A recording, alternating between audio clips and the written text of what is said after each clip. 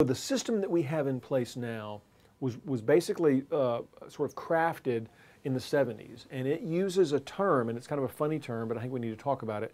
It's something called the gentleman's agreement. And what it basically did is it set aside a council seat for an African American candidate, and it set aside a seat for a Latino candidate.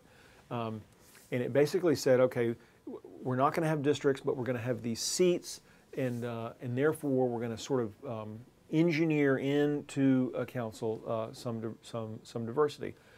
Well, it actually worked for years and years, but all the while, back in the 70s, the city was 65 to 70% Anglo. It was only 15% Latino. It was only 15% African American. Well, today, the city is less than 50% non-Hispanic white. It's almost 36% Hispanic. It's almost 7% Asian, and it's about 7% African American. The data show that when you look around the country at jurisdictions that were at large and that have gone to districts, one of the positive results is that you see an increase in turnout for neighborhood districts at the neighborhood level. And so the theory is that places like Dove Springs, if they had their own district, they would be energized to be more engaged in municipal politics. And I think that that's probably the case. The challenge is to sustain that turnout once it happens. And so then that begs the question, okay, well, why is turnout increased? Well, you have a greater sense of being able to make a difference, because right now, these folks who are much, much lower income than this Western Crescent, they probably feel that no matter who they vote for, it doesn't really matter.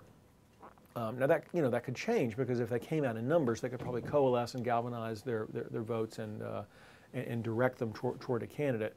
But the theory, and I think that what the data show is that if you have a smaller district, not only are voters more engaged, but you get a different set of candidates. Because right now, to run for city council for the city of Austin, it cost, in rough terms, maybe $350,000 to buy media. Well, the unintended result is that basically only affluent candidates can run for council. And so if you went to districts, theoretically, you would reduce the cost of what it takes to run for council.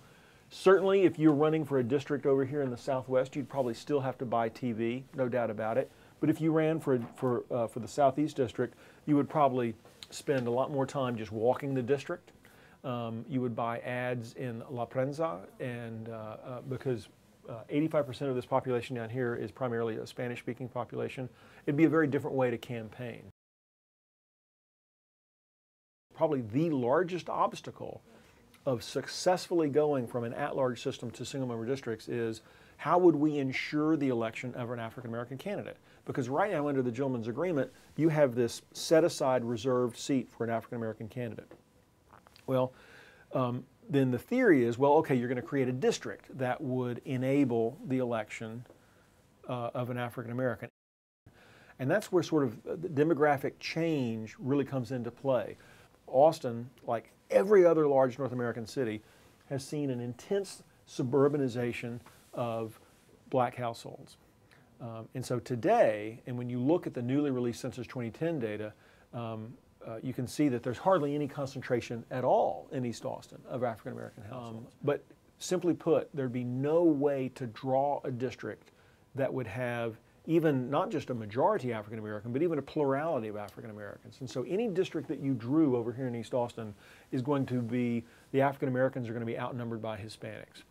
To me, as a demographer, I go to the fact that it's not just turnout, but it's this notion of, you really ideally want a city council dais that I think reflects the overall population.